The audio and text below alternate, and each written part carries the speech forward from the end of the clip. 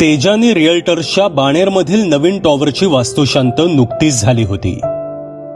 आज शनिवार असल्यानं आकाशनं त्याच्या बिझनेस ग्रुपमधील सर्व मित्रांना संध्याकाळी तिथं बोलावलं होतं. आकाशने बांधलेल्या त्या 15 मजल्यांच्या आलिशान इमारतीमध्ये आकाशने स्वतःसाठी सुद्धा प्रशस्त असा एक फ्लॅट बांधला होता. आकाश तेजानी ह्याने व्यक्तिशः फोन करून आग्रहाचं निमंत्रण दिल्यानं समीरला जाणं भाग होतं. संध्याकाळी 7च्या सुमारास समीर त्या बिल्डिंग पाशी पोहोचला. Glamour residency. आकाशनं बांधलेल्या त्या दिमाखदार इमारतीकडे समीर बघतच राहिला.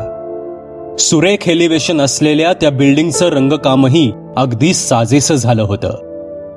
आकाशने ती संपूर्ण बिल्डिंग बांधताना घेतलेली मेहनत चांगलीच दिसून येत होती.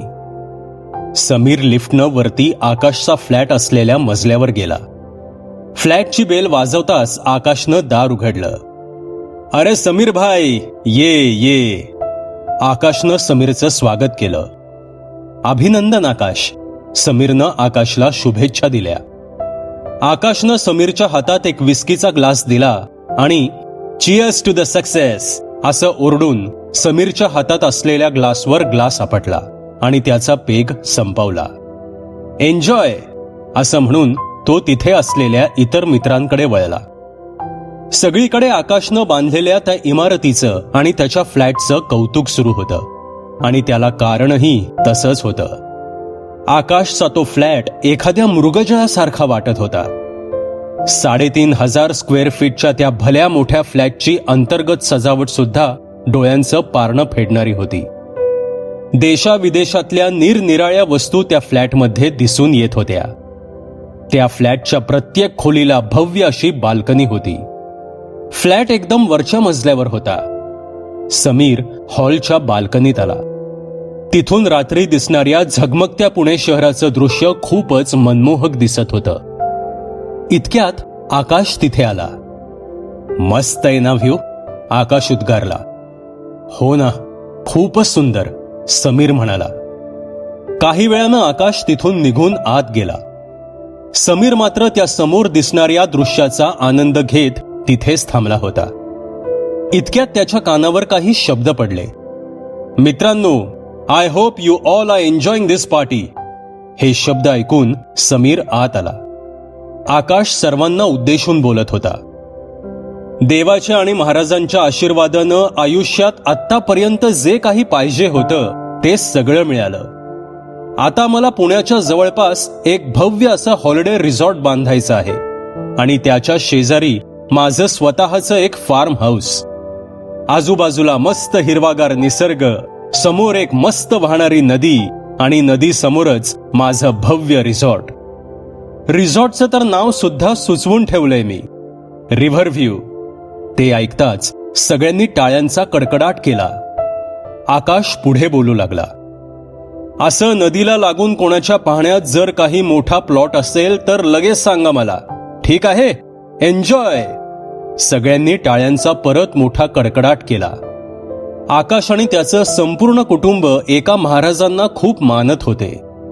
जीवनातील आणि धंद्यातील सुद्धा प्रत्येक पाऊल आकाश महाराजांना विचारूनच ठेवत असे. त्या महाराजांचे त्यांच्या जीवनात खूपच महत्व होते. आकाशचं भाषण संपलं तसा समीर पुन्हा हॉलमधील बाल्कनीत आला. काही वेळानं आकाश सुद्धा तिथे आला.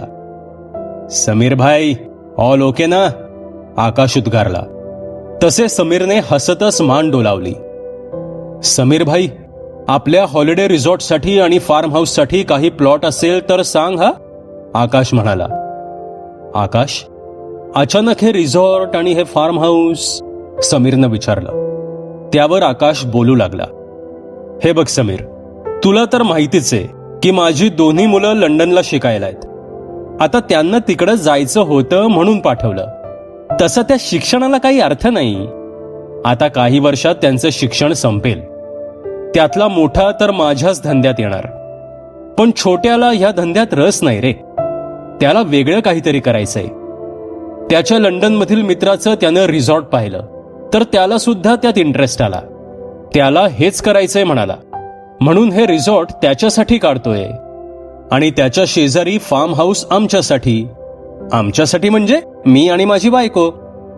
त्याला काही माझी मदत लागलीच तर शेजारीच राहत असल्यानं मला लगेच त्याला मदत करता येईल. आणि इकडे शहरात मोठ्या मुलाला जर काही मदत लागली तर शहरात 1-2 तासात पोचता येईल.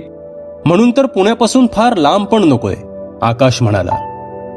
आकाशची आपल्या मुलांच्या भविष्याबद्दल असलेली दूरदृष्टी दिसून येत होती. काही वेळानं पार्टी संपली आणि सगळे आपल्या घरी निघून गेले. दुसऱ्या दिवशी समीर आपल्या ऑफिसला आला. समीर सुद्धा एक बांधकाम व्यावसायिकच होता. त्याच्याकडे साधारण 10 जणांचा स्टाफ ऑफिसमध्ये होता आणि 2 ऑफिस बॉय होते. त्याने त्याचे काम सुरू केलं. तसे त्यातील एक सुनील नावाचा ऑफिस बॉय त्याच्याकडे आला. साहेब, मला जरा बोलायचं होतं तुमच्याशी, सुनील म्हणाला. काय रे, बोल ना, समीर म्हणाला. तसे सुनील बोलू लागला. साहेब, माझ्या मित्राची वेल्ह्याला बरीच मोठी जमीन आहे. तो कायमचा आता अमेरिकेला चालला असल्यानं त्याला त्याची जमीन विकायची आहे, सुनील म्हणाला. सुनील, आपण पुण्याबाहेरील कामं करत नाही तुला माहीत आहे, समीर म्हणाला. हो साहेब, पण कुणाला हवे असेल तर सांगा. माझ्या मित्रानं त्या जमिनीचा व्हिडिओ पाठवला आहे, मी पाठवून ठेवतो तुम्हाला, असे म्हणून सुनीलनं समीरला तो जमिनीचा व्हिडिओ पाठवला. काहीशा अनिच्छेने समीरने तो व्हिडिओ बघितला. जमीन तर फार सुरेख होती, चांगली मोठी होती. जमिनीच्या थोड्या जवळून एक नदी वाहत होती.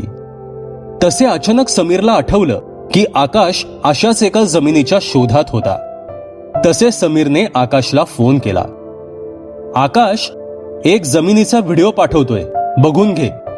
कदाचित तुझ्या रिसॉर्ट आणि फार्म हाऊसच्या प्रोजेक्टसाठी चांगली जमीन आहे, असं म्हणून समीरने तो व्हिडिओ आकाशला पाठवला. काही वेळात आकाशचा फोन आला.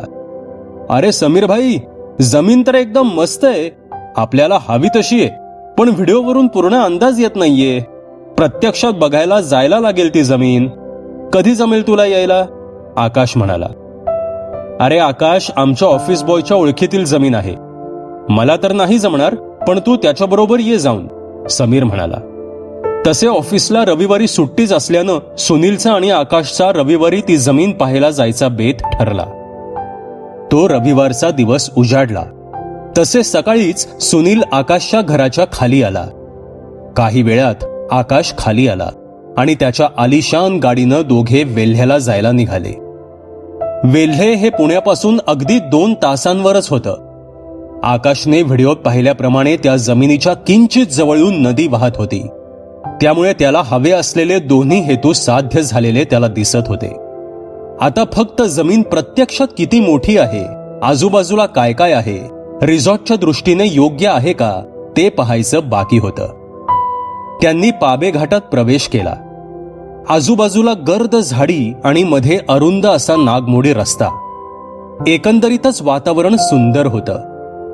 काही वेळात ते वेल्ह्याला सुनीलचा मित्र संदीपच्या घरी पोचले. संदीप तयारच होता. तसे संदीपला घेऊन ते त्या जमिनीपाशी आले. ती संपूर्ण जमीन बघताच आकाशला खूपच आनंद झाला. त्याला अगदी हवी होती तशी ती जमीन होती. आकाश संपूर्ण जमिनीची पाहणी करत होता. जमीन चांगलीच मोठी होती. टायटल क्लिअर होतं. आकाशच्या डोळ्यासमोर आपले रिसॉर्ट इथे कसं वसेल, कुठे काय असेल, आपले फार्म हाऊस कसे असेल, याचा नकाशा जणू काही तयारच होता. भाऊ, मला जमीन आवडली, आपल्याला घ्यायची, देण्याघेण्याचं बोलू, आकाश आदबीनं म्हणाला. तसे जमिनीच्या किमतीची बोलणी चालू झाली. आकाश त्या जमिनीचे 2 करोड द्यायला तयार होता. बोलणी संपली. विचार करून कळवतो, संदीप म्हणाला. तसे ते तिघे तिथून निघाले. संदीपला त्यांनी परत घरी सोडलं आणि आकाश आणि सुनील पुण्याच्या दिशेने येण्यास निघाले.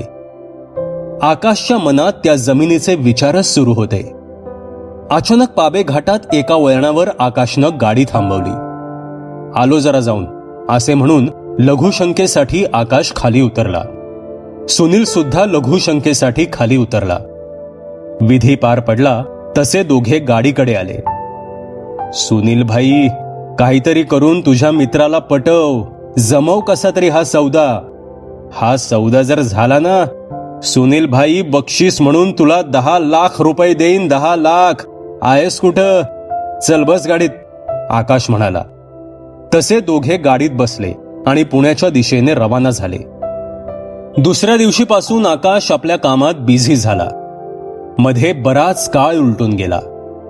आकाशला त्या जमिनीची ओढ लागली होती, पण स्वतः फोन केला तर आपल्यालाच गरज आहे असे समजून संदीप जमिनीची किंमत अजून वाढवून मागेल असे आकाशला वाटत होते. त्यामुळे त्याने फोन करायचं टाळलं. त्याने सुनीलला फोन करून त्याच्या मित्राशी त्याबाबत बोलायला सांगितलं. तसे सुनील बोलला सुद्धा, पण अजून संदीप त्याचा निर्णय कळवत नव्हता. सुनीलने दरम्यानच्या काळात खूप प्रयत्न केले. हा सौदा झाला तर त्याला सुद्धा खूप मोठी रक्कम मिळणार होती, पण गोष्ट काही पुढे जात नव्हती. आता मध्ये बराच काळ उलटून गेला होता.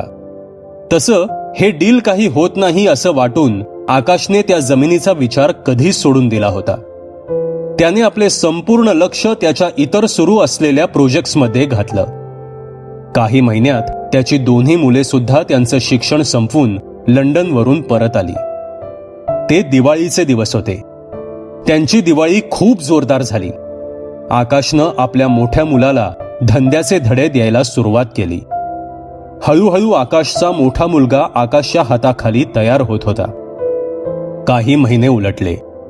एके दिवशी आकाशचा फोन वाजला. तो नंबर बघून आकाश चमकलाच. आकाशने फोन घेतला. नमस्कार आकाश साहेब, मी संदीप बोलतोय. आपलं मागे बोलणं झालं होतं. काही महिन्यांपूर्वी सुनीलचे पण मला बरेच फोन येऊन गेले. खरं तर त्याच्यामुळेच मी तुम्हाला फोन केला. मला हे डील मंजूर आहे. मला लवकरात लवकर अमेरिकेला जायचंय, त्यामुळे शक्य होईल तितक्या लवकर हे डील आपण करून टाकू, संदीप म्हणाला. ते ऐकून आकाशचा आनंद गगनात मावेनासा झाला. मी उद्याच येतो तिकडे, आकाश म्हणाला आणि त्याने फोन ठेवला. दुसऱ्या दिवशी सकाळीच आकाश त्याच्या काही स्टाफ बरोबर वेल्ह्याला गेला. थेट जमिनीवर भेटायचं ठरले असल्यानं तो थेट जमिनीवरच गेला. संदीप सोबत तिथे अजून 3-4 माणसे उभी होती. नमस्कार आकाश साहेब, ही माझ्या गावातील माणसं आहेत. ह्यांच्या जमिनी सुद्धा माझ्या जमिनीला लागूनच आहेत, पण त्या ह्या जमिनीपेक्षा छोट्या आहेत. ह्यांना सुद्धा त्या जमिनी विकायच्या आहेत, संदीप म्हणाला. तसे आकाश मनात म्हणाला, सोने पे सुहागा. आकाशने जमिनी बघितल्या. मी प्रत्येक जमिनीचे 50 लाख देईन, आकाश म्हणाला. तसे ती लोक आनंदानं तयार झाली. काही आठवड्यात जमिनी घ्यायच्या संपूर्ण प्रक्रिया पार पडल्या. आकाश खूप खुश होता. तो मंगळवार होता. एक दिवस आकाश सकाळी लवकर उठून नेहमीप्रमाणे वर्तमानपत्र वाचत बसला होता. अनेक बातम्या त्याच्या डोळ्याखालून जात होत्या. त्यातील एका बस अपघाताची बातमी त्याच्या नजरेस पडली. त्यावर त्यानं, कशाला इतक्या जुन्या बस वापरात ठेवतात कळत नाही, बंद केल्या पाहिजेत या जुन्या बसेस, अशी आपली प्रतिक्रिया दिली. त्याच्या बायकोनं चहा आणला. तसे नाश्ता आणि चहा घेऊन तो आपल्या कामाला नेहमीप्रमाणे बाहेर पडला. त्याच्यासमोर आता रिसॉर्ट आणि फार्म हाऊस लवकरात लवकर बांधून तयार करायचं उद्दिष्ट होतं. असेच दिवसामागून दिवस जात होते. एकदा एका सरकारी कार्यालयात पुण्यात चालू असलेल्या एका इमारतीचा काही दाखला मिळवण्यासाठी तो आला होता. तिथे त्याची भेट समीरशी झाली. इकडच्या तिकडच्या गप्पा झाल्या. गप्पा गोष्टीत समीरने त्याला एका ऑफिस बॉयची गरज असल्याचं सांगितलं आणि कोणी चांगला असेल ओळखीत तर पाठवून देण्यास सांगितलं. तो गुरुवारचा दिवस होता. आकाश आपले काम नेहमीप्रमाणे संपवून घरी आला होता. त्याची बायको आणि मुले 7 दिवसाच्या युरोप सहलीसाठी गेली होती. त्यामुळे आकाश घरी एकटाच होता. त्याने आपला व्हिस्कीचा ग्लास भरला. काही पेग झाले. त्यांच्या घरी स्वयंपाक करणाऱ्या बाईने स्वयंपाक बनवूनच ठेवला होता. तसे त्याने जेवण केलं आणि तो निद्रा देवीच्या अधीन झाला. रात्रीचे 11:30 झाले होते. तसे आकाशच्या अंगाला घाम येऊ लागला. त्याचा श्वासोश्वास जोर जोरानं होऊ लागला आणि काही वेळानं तो खाडकन उठून बसला. त्यानं एक विचित्र स्वप्न पाहिलं होतं. काय फालतू स्वप्न पडतात. आकाश भाई, दारू कम करो, असं स्वतःशी स्फुटफुटत तो परत झोपून गेला. दुसऱ्या दिवशी सकाळी नेहमीप्रमाणे उठून तो तयार झाला आणि कामावर गेला. तो दिवस तसाच गेला. दिवस मावळला तसा आकाश घरी आला. त्या रात्री त्याने दारू थोडी कमीच प्यायली आणि जेवण करून झोपून गेला.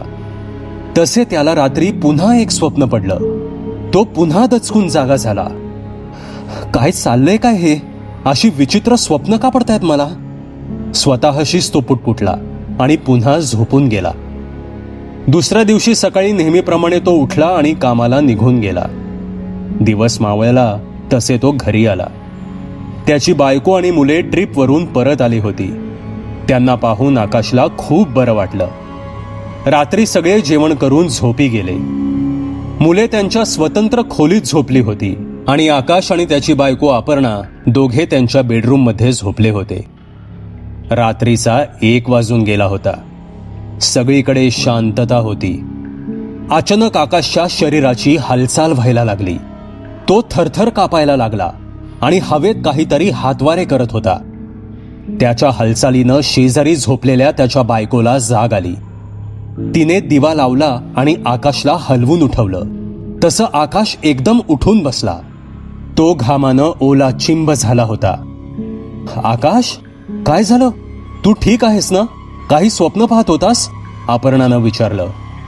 आकाशने शेजारी ठेवलेल्या ग्लासमधले पाणी प्यायलं. अपर्णा, मला काही दिवस झाले खूप विचित्र स्वप्न पडतायत आणि आज तर कहरच झाला. आकाश घाबरतच म्हणाला. काय झालं आकाश? अपर्णानं विचारलं. उद्या सकाळी बघू, तू झोप, आकाश म्हणाला. अपर्णा दिवा बंद करणार इतक्यात समोरचे दृश्य पाहून ती जोरानं ओरडलीच. काय झालं अपर्णा? आकाशनं विचारलं. तसे तिने समोरील मोठ्या भिंतीकडे बोट दाखवलं. आकाशनं तिकडं पाहिलं आणि त्याला सुद्धा खूप मोठा मानसिक धक्काच बसला. त्याच्या बेडरूम मधील बेड समोरील मोठ्या भिंतीला खालून वरपर्यंत एक खूप मोठा तडा गेला होता. त्या सुंदर आलिशान बेडरूम मध्ये एकाच भिंतीला पडलेली ती भली मोठी भेग त्या बेडरूम मधील मंद प्रकाशात खूपच भयान दिसत होती. हे काय? हे कसं झालं? आकाश ओरडलाच. तो लगेच उठला. त्याने मुलांच्या खोलीत पाहिलं तर मुलं शांत झोपली होती. त्याने सगळ्या घरात नजर टाकली. तसे त्याला सर्व ठीक असलेलं दिसलं. तो पुन्हा त्या भिंतीकडे आला आणि ती पडलेली भली मोठी भेग पाहू लागला. अपर्णा, भूकंप वगैरे नसेल ना झाला काही? त्यानं बाल्कनीत येऊन बाहेरचा अंदाज घेतला, पण सगळीकडे शुकशुकाट होता.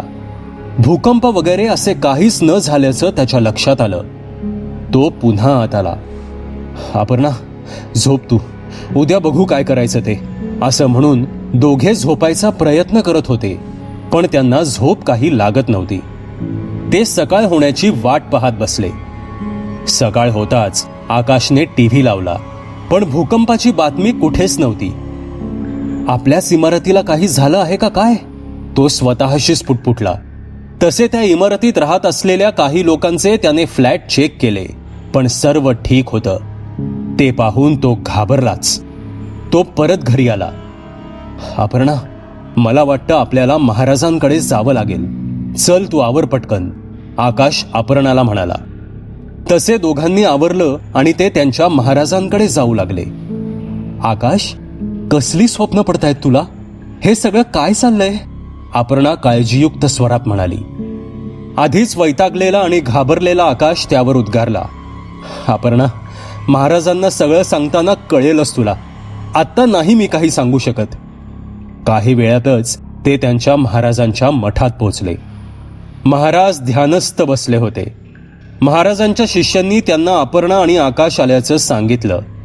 तसे महाराज आपल्या खोलीतून बाहेर आले. आकाश आणि अपर्णाने महाराजांना नमस्कार केला. त्यांना आशीर्वाद देत महाराज उद्गारले. बोल आकाश, काय झालं? तसे आकाश बोलू लागला. गेल्या काही दिवसापासून मला खूप विचित्र आणि अभद्र स्वप्न पडतायत. ते ऐकून महाराज तिथल्या एका खुर्चीवर बसले. त्यांनी डोळे बंद केले. बोल पुढे, महाराज म्हणाले. तसे आकाश पुढे बोलू लागला. पहिल्या स्वप्नात मला माझी तिजोरी दिसली. ती माझ्यापासून दूर दूर जात होती. दुसऱ्या स्वप्नात मला मी काही बांधत असलेल्या इमारती अचानक ढासळताना दिसल्या. आणि आज तर खूपच भयंकर स्वप्न पडलं महाराज. मी स्वतःला घाबरलेल्या अवस्थेत एका निर्जन घाटात एकटं पाहिलं. नंतर मला असं वाटलं की माझ्या बेडरूममध्ये कोणाचं तरी वावर आहे. काहीतरी काळसर सावली माझ्या बेडरूममध्ये फिरताना दिसली आणि क्षणात मी राहत असलेली इमारतच कोसळली. आम्हाला जाग आली आणि आम्ही पाहिलं तर आमच्या बेड समोरील भिंतीला खूप मोठी भेग पडलेली दिसली. आणि फक्त आमच्याच फ्लॅटला ती पडलीये, बाकी सर्व फ्लॅट ठीक आहेत. ते ऐकून महाराजांनी अचानक डोळे उघडले आणि ते उठले.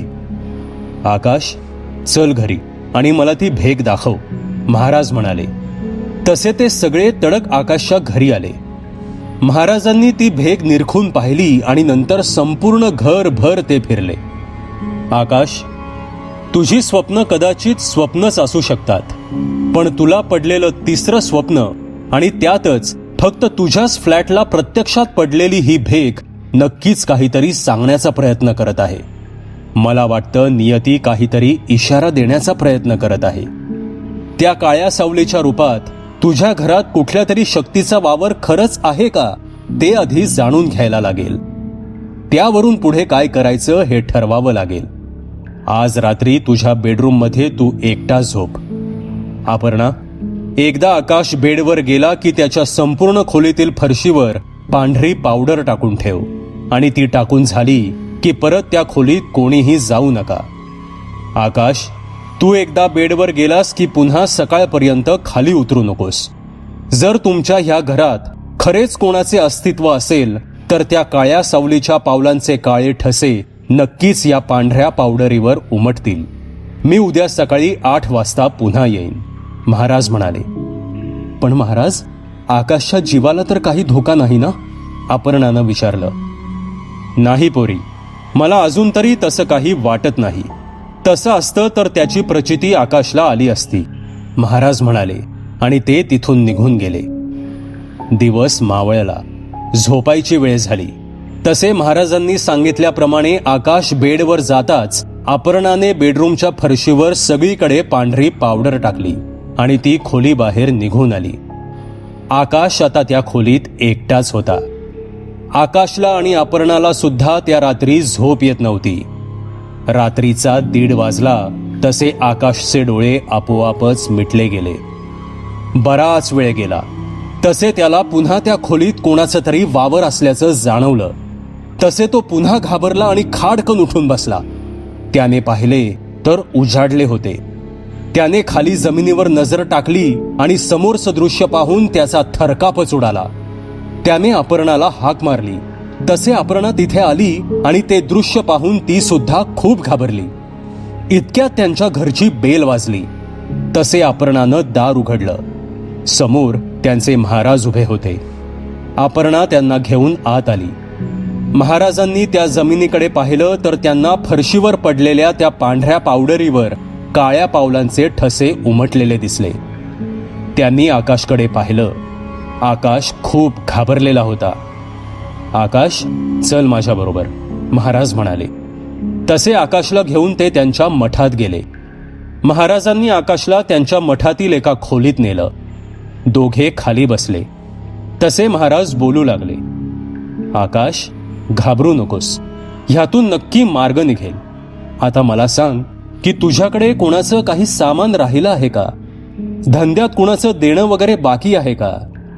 तसे काही वेळ विचार करून आकाश म्हणाला, नाही महाराज, तुम्ही सांगितल्याप्रमाणे मी कोणाचंच देणं ठेवत नाही, कोणाचा हक्क मारत नाही.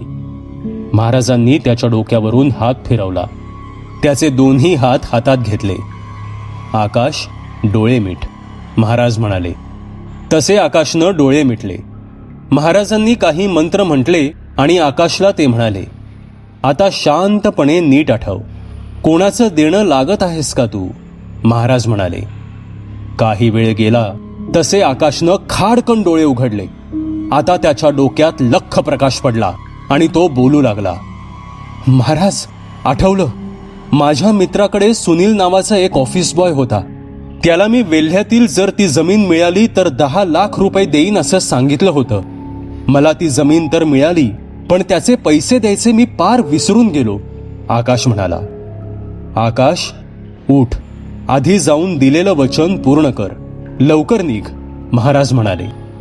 तसे आकाशनं आपल्या ऑफिसमधून आपलं चेकबुक घेतलं आणि तो तडक समीरच्या ऑफिसला आला.